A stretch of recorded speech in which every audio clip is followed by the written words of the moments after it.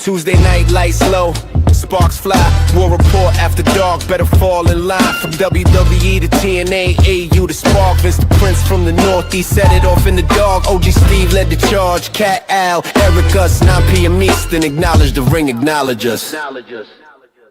Shh. It's Chelsea Green.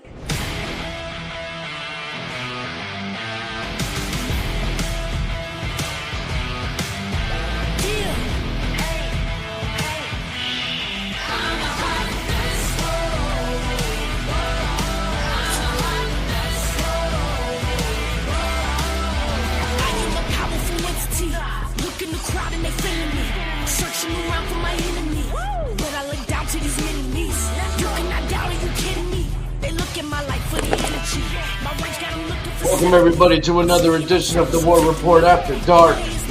We have so much going on, so much to break down.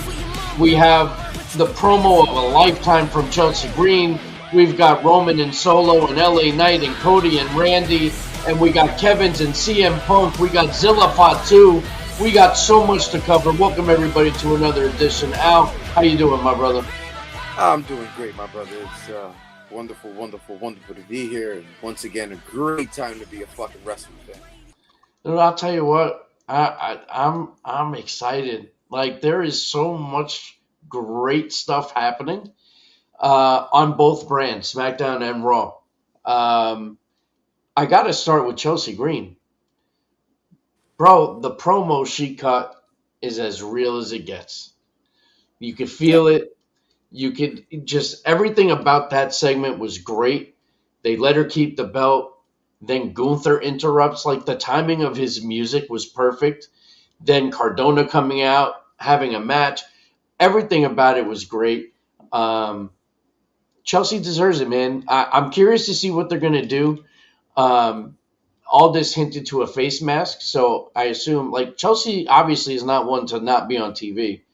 She's got a broken orbital bone, and she's in the middle of the ring. She's obviously not cleared to wrestle, but she's still going. She's not sitting and catering. The great thing about Chelsea is she's one of those very few wrestlers that doesn't need to be in the ring for us to acknowledge her greatness, right? She could go out there, cut a promo, be awesome, look a fool. You know, she could. She's so entertaining. And it's so entertaining. And at the end of the day, truly, like, how much does a champ really wrestle? Like, in reality. Right.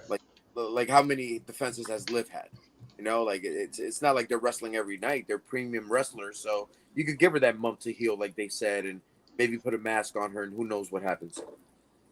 I think she'll be all right. She tends to heal quickly. I don't know what it is about Chelsea Green, but I'm a big fan. I'm happy for her. I'm glad it's working out for her the way it is, and hopefully she gets a decent run. If her first match is against Nia Jax, it's going to be interesting. Yeah, but you figure, right, there's no way she doesn't go over Nia, whichever way they make her go over. I just wish as a champ, right, like somehow, some way she's going to get over. Right. I just wish as a champ now, as a heavyweight champion she is, they acknowledge the fact and hopefully they allow her to start winning clean because, like, she's a good enough wrestler to be able to do that, in my eyes, at this point, you know? So why not? We're behind her. The fans are behind her. That's all you really need in wrestling, to just get a rocket attached to the back of you and fucking keep going. So yeah, 100%. Vince, what's going on, my brother? Welcome. Not much, guys. How are you? Doing well. Good to be back. Man? We're talking. We opened and are talking about Chelsea Green and the fact that she cut the promo of her career.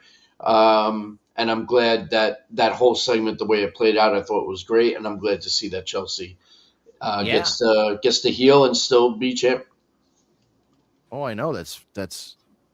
I like the way that turned out. You're right. I think there was something about having a champion go down and then having the interim champion go down and also get stripped would be so shitty. And also, like, it tied into her actual, like, real life struggle with getting recognized and fucking Michael Hayes and all this other shit. You know what I mean? Like, it made sense that even though she's injured, she says, I'm the champion until somebody takes this belt away from me. Right. Yeah, no, it was so well done. There is absolutely so much to get to. First, real quick, before we dive in, David Rosca is back. Let's talk business. Hey, Here we go. You ready? Let's talk down to business. business. Here we go. Trish Stratus, 20 years anniversary, becoming a second perfect 10 on September 17th, 2006, making Lita tapping out with a sharpshooter. Oh boy. So, day in history. Tara's with us. Welcome back. Thank you very much. It's great to be back, especially when there's just so much going on. Yeah. I don't even know. Like, I wanted to start with Chelsea, and then it's off to the races wherever we want to go. Raw, I thought was great. I love. First of all, Solo has just been unbelievable. I mean, arguably the highest wrestler in the card right now. Yeah, I mean, so goddamn funny. I loved the lead up to serving Solo to the Tribal Chief last night, serving him. I like how the Usos got the Black Ulafalas. They're the captains. That's very cool. Very noticeable that Jacob was a little pissed off, like, why isn't he being acknowledged for anything? But he did get a special Ulafala already, too. The enforcer. Right. So I don't know why he was acting all whatever, but then obviously him and Roman are having some issues right now. So we're still getting that inner beef. We're seeing an older Roman again. Like I'm starting to see him go back to the old ways a little bit with his attitude, which I'm not against, by the way.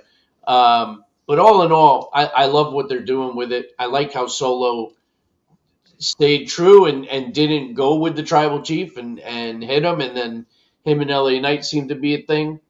So I like what they're doing with it. Tara, did Addie give you the message? No, because she knows not to ruin things for me.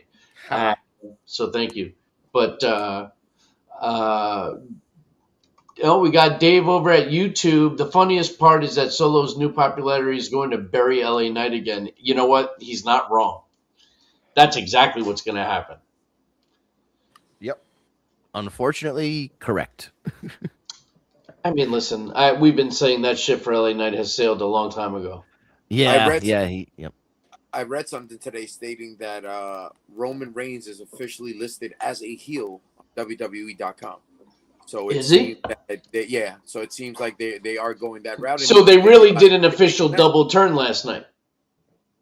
Well, what was the double turn? Because Solo's been a face for God knows how long.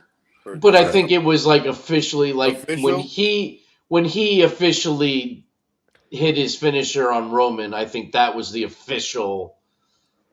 Like, there's no question. Like, he is now not going back to the bloodline. Although I kind of would have liked to see Solo rejoin the bloodline. I thought that would have been interesting. I would have liked that and kind of seen like a Jimmy J turn on Roman, but from like Solo and Fatu. That would have been cool because I think it would have been they could have done so much more with that turn, right? Because of the firepower those guys bring.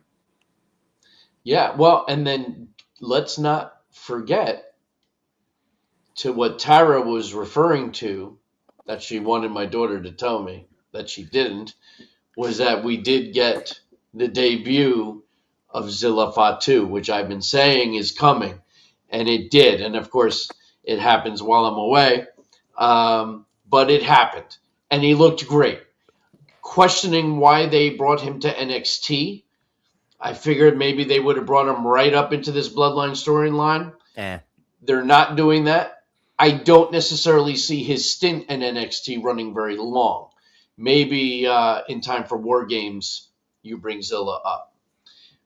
And then it's who's he going to – is he going to be with Roman or against Roman? But it's going to be interesting. There's a lot of Fatus out there. And it looks like Haku is back full-time, by the way, sidebar, which is awesome. Great. And now new tag team champions. So Daddy's back. It makes a difference. There's just so much going on. Yeah.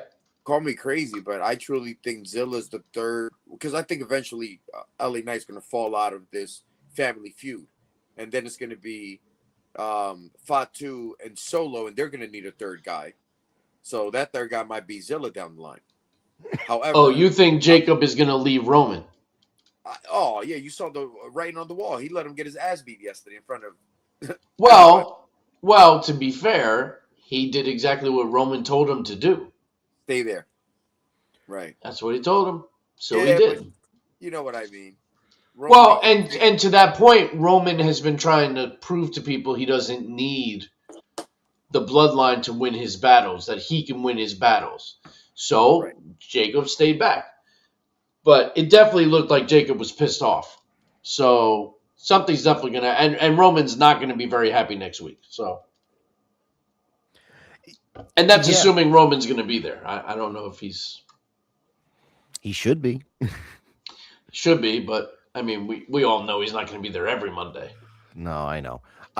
It is good that they're able to kind of see a future of the bloodline or the future of whatever the Samoan dynasty is without Roman in it. It seems like it's a heel turn to facilitate both Solo and Jacob getting over if they can get over. Because here's the thing that's interesting to me. Much like Solo, Zilla started in NXT. He didn't go right to the main roster like Jacob did. So he probably is going to have a short NXT reign for sure.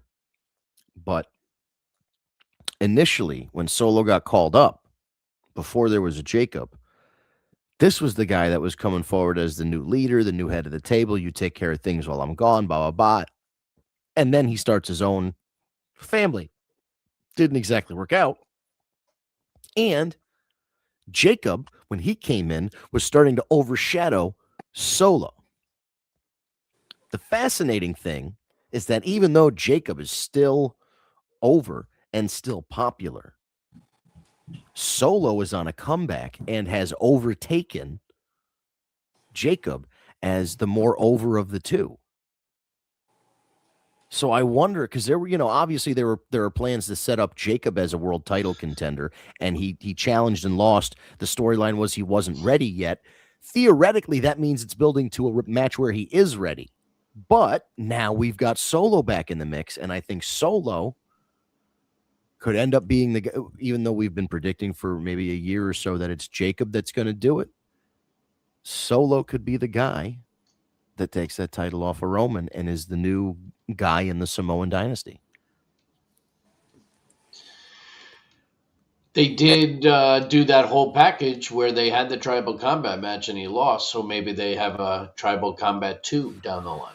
I mean, if you look at the build of all the current Samoans we have now outside of Roman Reigns, if you go pound for pound, you're probably picking Solo out of all of them. He has the better mic skills. He's as good as all of them in the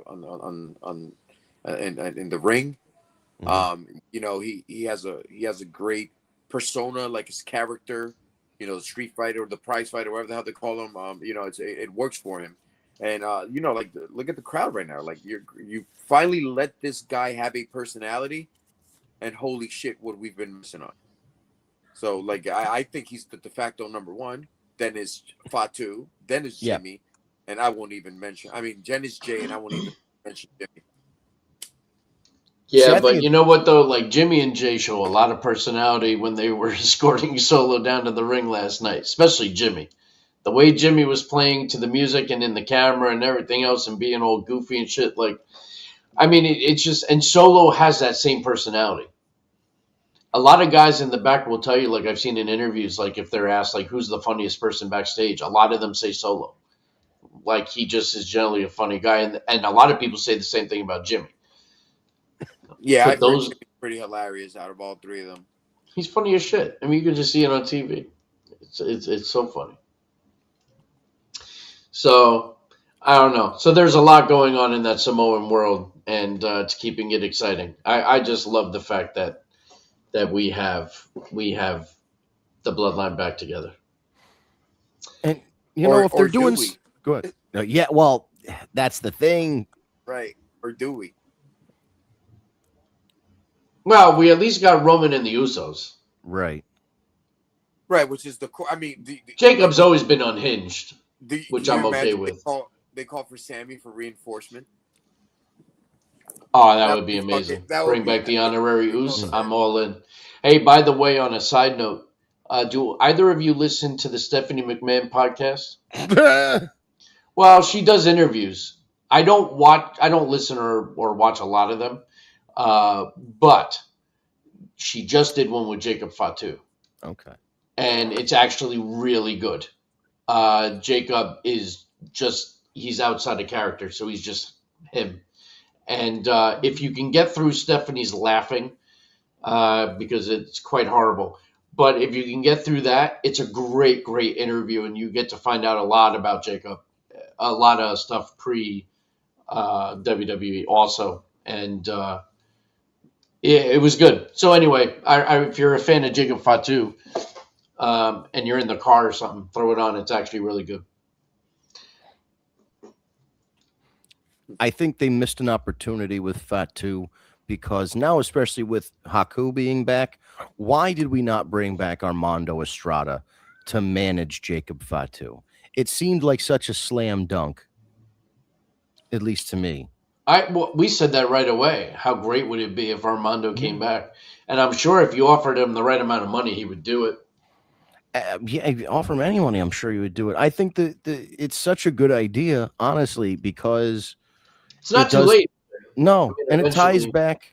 It ties back to everything, to Umaga, to his father. It just seems like it would be a nice full circle thing. He doesn't have to be there forever, but I think if the all gas no brakes, whatever thing, if that's not getting over, then let's try a manager. Like, I don't know. I feel like we've lost that skill as wrestling bookers across most of wrestling.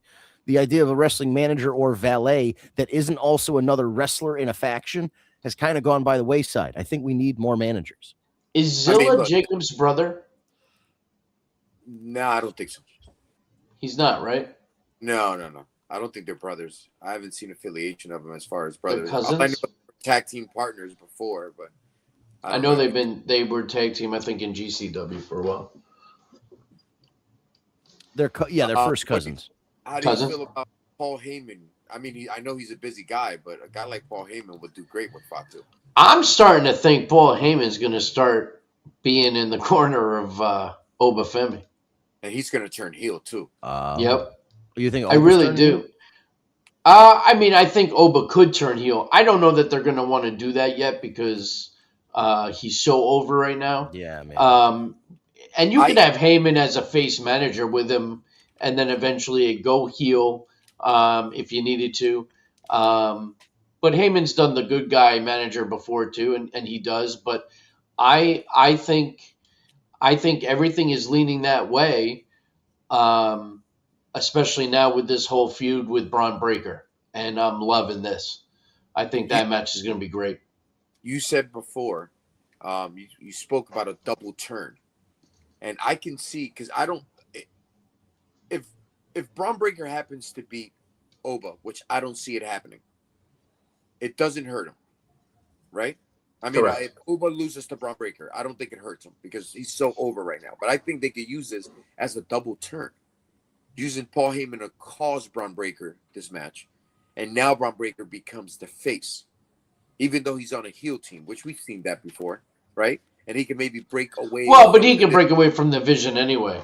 Right, so that's a way you could use it by making it a double turn on that match, and you have him walk away from the Vision, and now he's chasing the top dog, and he's the underdog as the dog, ironically. You know. See, I don't hate anything you just said, but are they ready to do all that? Because there's a lot in there that they would have to do. But wouldn't this story make so much sense as Braun Breaker as the fucking face? Because he's the underdog at the end of the day. Look how he's over as hell anyway. So yeah, they're both over.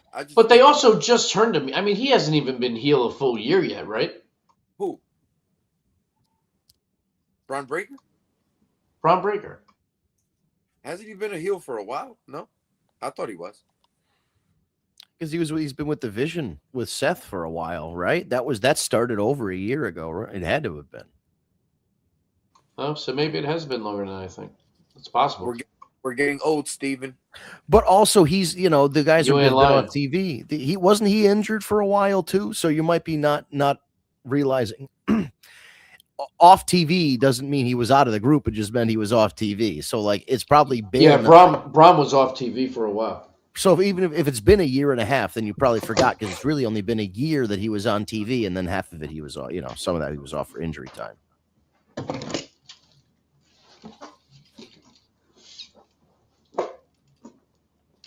It's going to be interesting too, because I could see like Braun and what's his name, Logan Paul, having a beef, and like that's how he breaks away from the Vision, and they have a match. And I'll tell you another one that could happen. I mean, we have a guy that we haven't really talked about. Bronson Reed needs to come back looking in immaculate shape, so he could come in and cost over the match and got Braun Breaker over. He's looking insanely jacked. Yeah, if the pictures are real that I've seen, he looks insane. It'll be interesting where he fits in. That could be another alternate ending to that match. I hope he didn't get too jacked and like shredded, because part of the allure of Bronson was just how massive he was, especially with that tsunami splash. Well, that's why I don't like Ozempic Gunther. He looks too skinny. Gunther, crazy. But that's what he looks like. He used to be this big fat guy that would chop the shit out of you. Like, that was scary. Now it's like he looks like a Shar-Pei puppy with a bunch of extra skin. It's like not as intimidating. You're not wrong. And good for him for being healthier. But like, yeah. Hey, so let me ask you guys a question. How are we feeling about this AAA tournament where the winner of the tournament is getting a title shot against Roman Reigns on a Monday Night Raw? Like, wouldn't it make more sense for that match to happen at a AAA PLE? I think what they're trying to do is expose. They're trying to get them to want to watch in the national in our national environment. I think that's what it's for. I think that's the reason they're even taking Roman Reigns to that event that they're doing, to beat some little luchador's ass for 30 minutes. Whatever's going to happen there, because that's exactly what's going to happen. Well, it looks like what they're setting up, it looks like your final match is going to be brother versus brother. It's going to be Penta versus Rey Fenix. I'm assuming that's going to be Penta. You're going to get Penta Roman, which should be an interesting match because it's definitely very different styles of wrestling. But I don't see Penta going over. So no, I mean, there's no Mexican luchador, with all respect, that could go over Roman Reigns right now. But the matches that have been leading up in this tournament have been great. I mean, there have been some really good matches in this tournament, and guys that you don't see a lot too. So it was nice to see some fresh matches. And I would say, Al, the only luchadors that could beat Roman Reigns if they were in the company are in either CMLL or AEW.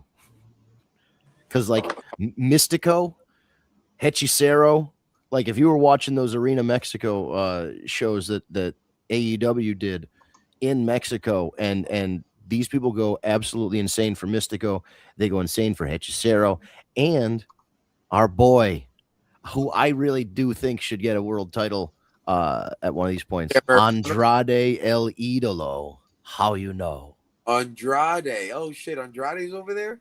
Andrade is over. He's in AEW. He's doing that. They did a dual show, and he went out and cut a promo in Spanish in front of the Mexican crowd, and it was like, I don't know. It was like Carlos Santana and Selena came down the ramp throwing tacos at everybody. It was cool as shit. Wow, that's a pretty good analogy. I like it. So, loving everything about the tournament. We're getting some great matches. Also, another great match. Chad Gable, Rey Mysterio. That match was fantastic. He still annoys the shit out of me, but it was a great match. Yeah, well, let him annoy you. What is it, the music? You know who also annoys the shit out of me? Goldberg. Fuck him. Oh, that's funny. So, Steve, you weren't here for our discussion about Chad Gable's claps looking like the American males. It definitely looks like the American males. That is spot Yes. on. He definitely was talking about that. That is spot And you on. missed. All right, I got to ask your thought on this. What did you think of the root beer dog? The root beer dog? After Chad Gable won the title at the pay-per-view and the goddamn root beer dog came out and made him chug mug root beer? I honestly was expecting somebody to attack him in the thing. But, That's Me what too. I was Yeah. thinking. but Everybody then they else- started hugging each other, and I was like, okay, we're doing Should have that been now. fucking Ludwig Kaiser or something under there. Like, I don't know. It should have been someone. Yeah, Instead of the really- fucking root beer dog. yeah. But it was a great match. I was happy for Gable. Yeah, I know. It was like, and here, that match son, with Ravens great. well, you're 6 years old and dressed in my wrestling singlet. Let me put you down and go talk to the root beer mascot for a second. Like, what are we doing? But a lot of great choices being made. I love the fact that Fatal Influence now has all the gold. And when I say all the gold, not top tier gold, but they have the tag titles. And now JC Jane beat Tiffany Stratton for the U.S. title, I believe. Yes. So I like what they're doing there.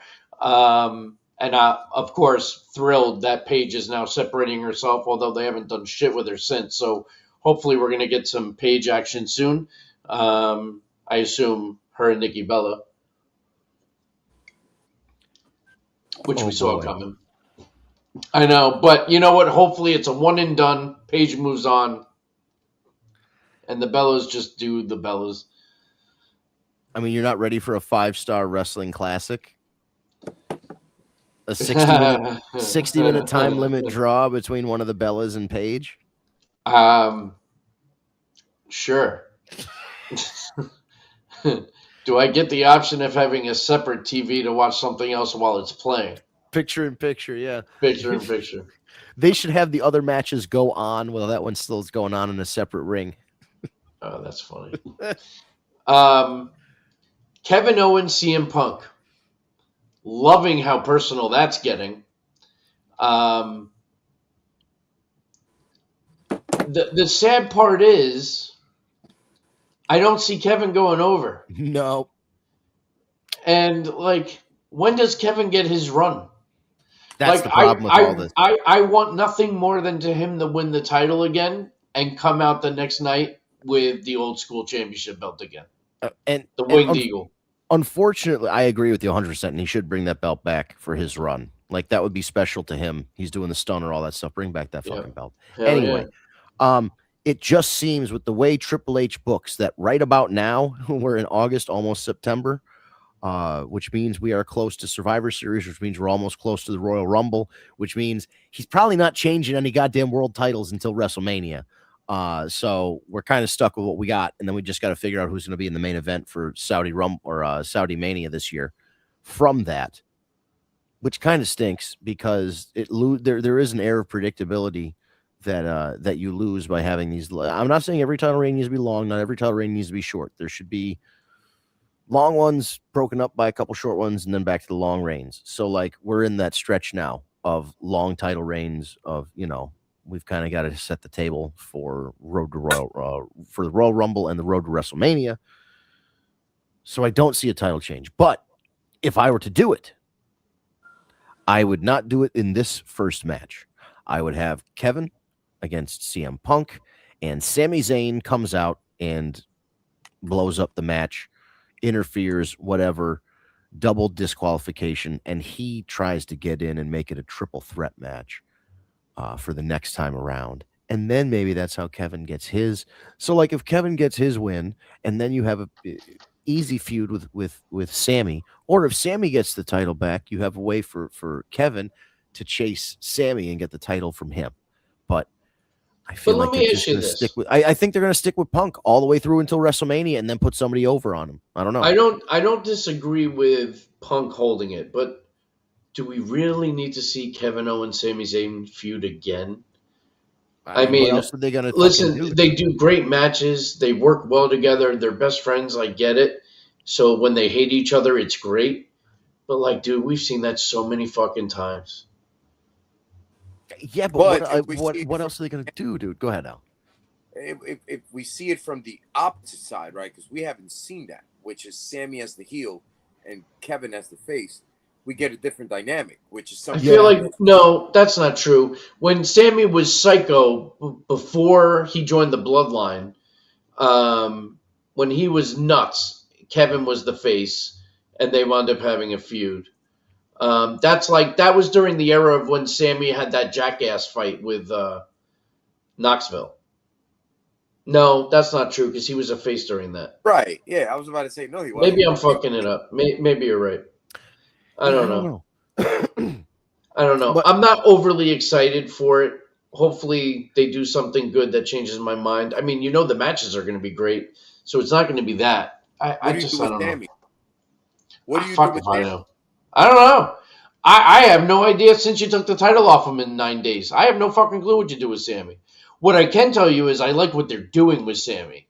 Like, I like his attitude. I like, but you're right. What do you do with him? Fuck if I know. So I guess you're right. The option is him and Owens, but fucking hey, I remember when you were saying he belonged to the SummerSlam, and I'm like, where? You're like, no, you got to put him in there. Yeah, make it like a multi-man, which there you go. Which they did. I called that, by the way. How about, even though my pick has been since last year, Dominic to win Money in the Bank.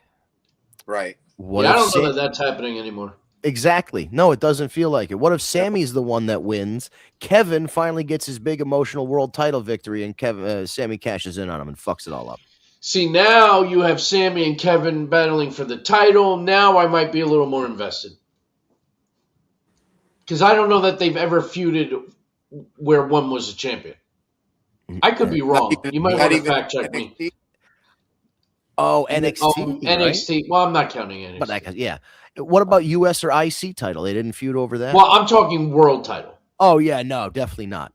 Definitely You not. know what I mean? So, we'll see. It's going to be Kevin interesting. Owens was only champion. He was Raw champion and then lost to Goldberg, and that was it. I think so. Fuck Goldberg.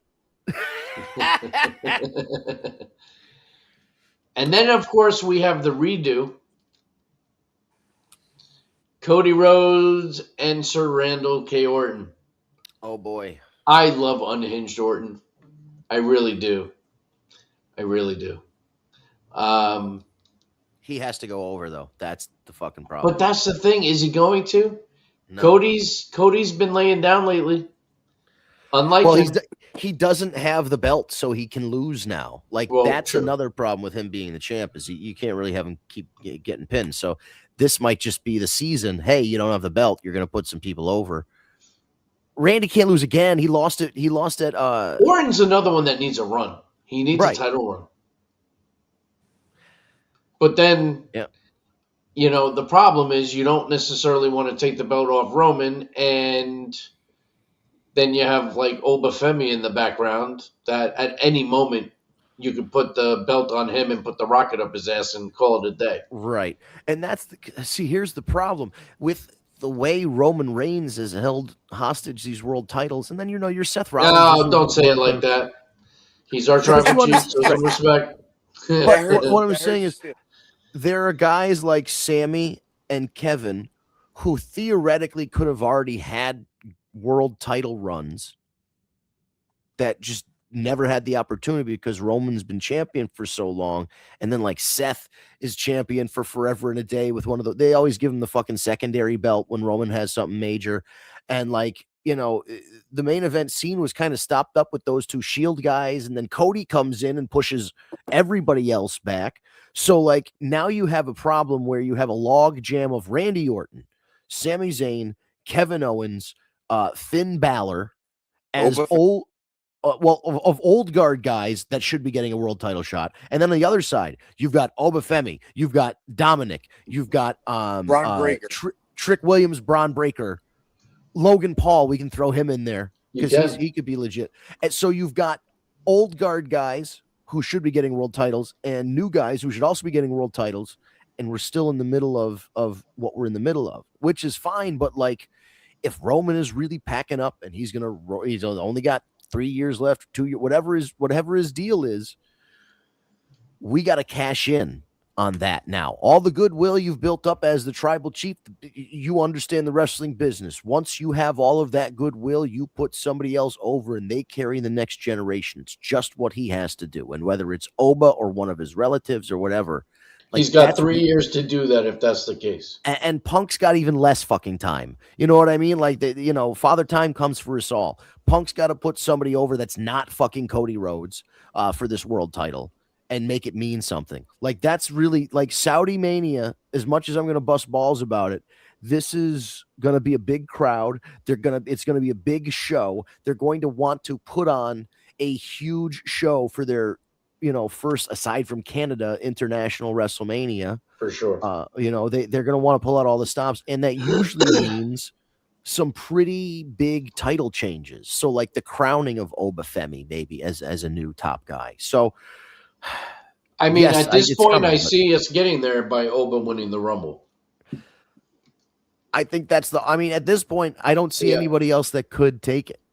Like, who realistically is going to win the Royal Rumble? Dominic's not winning the Royal Rumble. Chad Gable's not winning the Royal Rumble. Like, Gunther's not even fucking winning the Royal Rumble. LA Knight. Oh, God. That poor fucking guy. You got Braun Breaker, but I don't think that's they still Evan. got him relevant. He's still up there with the top guys. So, I mean, he's still up there. But he's never going to get a chance. Well, no, because I think they were setting this up for LA Knight to be the main guy of this powerhouse, Royce Keys solo LA Knight group. I think LA Knight was meant to be the guy from the group that was the singles guy, and Solo just overtook him. Like, I think the plan, initially I think the plan was LA Knight versus Roman Reigns, and now it's Solo versus Roman Reigns, or at least maybe one guy first and then Solo. You know what I mean? LA Knight first and then Solo. But now I think I don't even think they have LA Knight factored in as challenging Roman Reigns. That sucks. That guy had like 3 shots in the last 5 years to do something with his life and nothing. Yeah. But again, man, CM Punk comes back, and that's an older guy that pushes the younger guys down. And LA Knight is not a young guy. At all. But then you got Solo. Yep. I mean, you got Jacob. You got so many more. Yeah. No, and not that WWE should be like AEW or AEW should be more like WWE, but AEW did an interesting experiment where they did several world title changes very successively. I remember that. MJF lost to Darby, and then Darby defended it like every week, like sometimes twice a week, until his body broke down and CM Punk won it back. But then, like, the next pay-per-view, Kenny Omega wins it. And now we're on the way to Will Ospreay probably, most likely, winning the world title at the end of the month. So, like, over the course of the last 6 months, there have been 4 or 5 big world title changes, and they all kind of did different stuff. Darby, he was the guy that was, low-level guy, mid-card guy, worked his way up, got the world title, wasn't there for a long time, was there for a good time, dropped it back to MJF, and he's now a former world champion and is known for having a good short run. What's wrong with having LA Knight go out there, surprise beat one of these guys, have a nice little month or 2 title run where he beats some contenders and then loses it to somebody? It doesn't hurt it doesn't hurt anybody to experiment. And if it doesn't work, you put the fucking title back on the person who's over. That's just how wrestling works, right? That's how it used to work, at least. Right. Yeah, no, you're not wrong. Because the NWA put the title on Wildfire Tommy Rich and Hands of Stone Rugged Ronnie Garvin. What? In the middle of when they had guys like Ric Flair, Lex Luger, Dusty Rhodes, Nikita Koloff, like all these big name guys, Magnum TA was in there before his injury. He was building up for being a world champ, and they would put it on Wildfire, and he would hold it for like a month. Tommy Rich held it for maybe a month. Ronnie Garvin held it for 2 weeks, maybe something, and then Ric Flair just beat him back for it. It didn't do any harm to Ric Flair because he's fucking Ric Flair, but it certainly helped Ronnie Garvin. Like, what the fuck? Like, give it a chance, man. Like, I don't know. He doesn't have to lose. Like, here's the thing. He doesn't have to lose to a 3 count clean. He doesn't have to tap out clean. It could be anything. It could be a 6-man, multi-man match, the King of the Mountain style, whatever. The last one to have a pinfall at the end of 30 minutes wins the title, and somebody sneaks in and wins it. It could be a cage match. It could be a last man standing match, and Roman gets caught in some wires or something and can't make it back to the ring. There's a lot of ways you can lose that title without taking a clean pinfall, and then the guy could just get it back. He could just get it back. Yeah, man. They unfortunately, when people that don't know wrestling run the business, this is what we get, right? They don't take chances. They don't give chances. They don't care about that. They just care about one thing: who sells the most merch. We got to keep them on top, and let's just dry them out till we have to get the new guy. Now, let me float a little something for you. Solo this week. Let's say that segment where they bring walk Solo out to Roman Reigns goes a little differently. He tries to, the same kind of thing happens where they give him the choice of you got to bend the knee or acknowledge me or whatever. And instead, he hits him with the spike, and that was the big moment. But what if he says, right now, you and me, tribal combat for the world title. Get the Usos out of the ring. And Roman's like, you're going to acknowledge me at the end of this one way or another. You start up a match because it's tribal combat. It's no DQ. They're going around the ring and everything. The Usos interfere, but then bing, bang, boom. You get LA Knight. You get Powerhouse Hobbs in there. You have Jacob Turn. And the ref is distracted, or the ref's out. Solo slips on the thumb, bang, hits Roman, throws it out of the ring. Cover, you got a new champion. Roman's heated. The Usos are heated. You got a new world champ. And then at the pay-per-view, Roman could just win the title back and say, you're not ready yet, son. This is still my title. But you got a world championship reign out of Solo, and it lasted a month. I mean, I'm not mad at that. It definitely gives you the surprise effect, like, oh, this shit happening tonight on a Raw. And I think that's a little something that is missed in the WWE right now is Absolutely. That air of unpredictability. Like Darby Allin, of course it wasn't this. Here's the thing. They built up to it. It really wasn't a surprise. Like if you watched the beginning of the show, because Darby Allin comes out and cuts a promo where he's crying and you're like, well, something's going on. But you also know, wait a minute, this is the opening promo. That match is in the main event. Something special's happening tonight. And boom. Do you remember, and this is a goofy example, do you remember when The Miz was world champion and Bobby Lashley was challenging him? And Raw had a countdown clock to the match. And it was basically like Miz gets his ass kicked in 15 minutes. And they just counted it down. Oh, and then the match starts. And Bobby Lashley runs him over and wins the title. And that's how they built the anticipation. They just put a countdown clock. Like the Miz is going to get his comeuppance. Watch. Just wait for this to click to 0. It's never been done before. And it hasn't been done since. But it was damn interesting.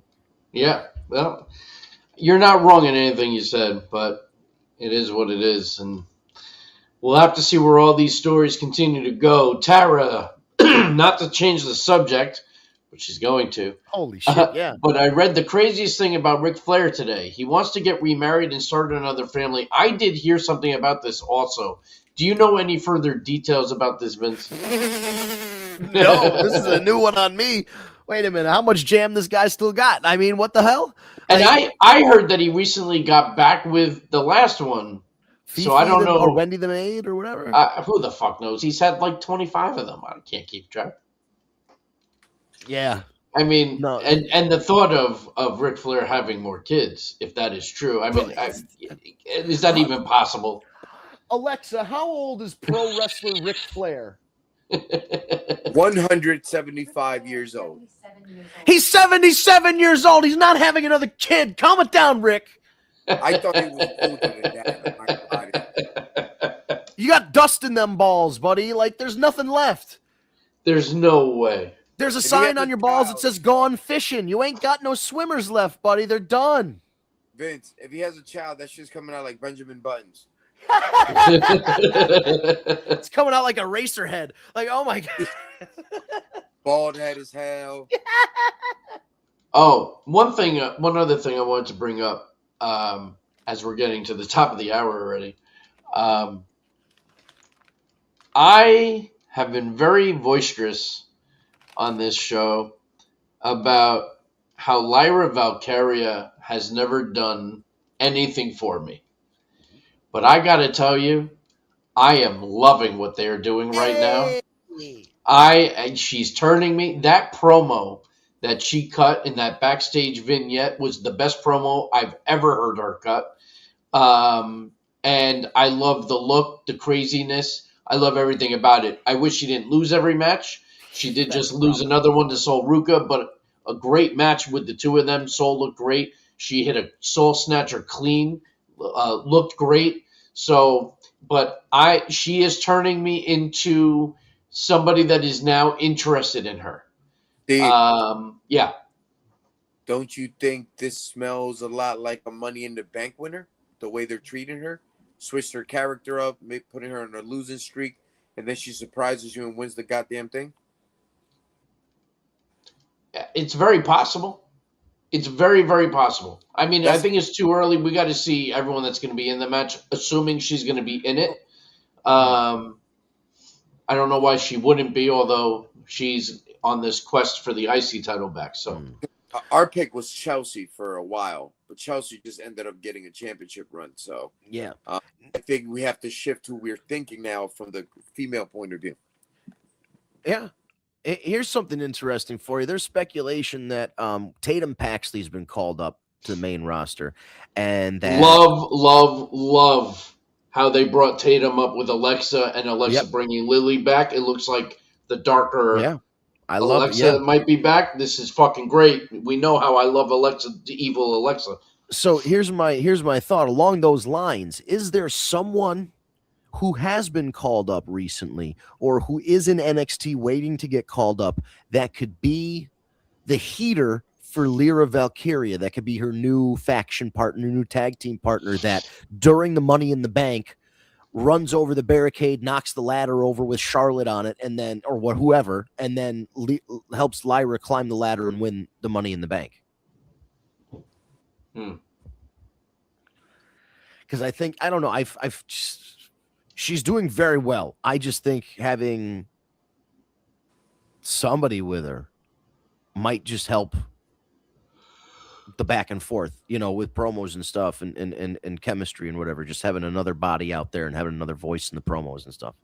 I just like how they finally gave her some kind of personality that is working, and she's just doing a great job with the character. I'm still waiting on the wings. Now that she's like a creepy bird, she could have like big crow wings or something. Bird lady needs better wings. Well, doesn't she usually wear the wings? Is it when she at a pay-per-view? I think it's just the big shows. Yeah, but I mean, like, I don't know. She needs some. It's Always Sunny in Philadelphia has ruined me on bird characters because I fully expect if you're bird related, you've got to have the full, the wings and the caca and the ducks fly together. I don't know. If you're gonna be a bird, be a bird. Go all in on the bird. Go big or go home. Right. She should like somebody should be eating a sandwich backstage and she should just grab the bread out of their hand with her mouth. Oh, you know what else too? We didn't talk about Becky Lynch, Stephanie Vaquer, Liv Morgan, Judgment Day. Yep. Love everything they're doing with that. I like the face turn of Becky. I like the animosity with her and Stephanie. And then, of course, throwing Liv in the mix. Everything about it is great. You have to imagine it's going to be a triple threat for the title. Yeah. Which could lead to maybe Stephanie winning because the other two are too focused on each other. like, or just maybe leave or like Liv, being a or yeah. Liv sneaks one out, and then True. that leads to a singles match Yeah. eventually, or something. Right. Liv sneaks one out, then the two other girls have to fight against each other, number one contender, and then all that. Yeah. You said Judgment Day. So Javon beats JD McDonough. And then Big Cass comes out?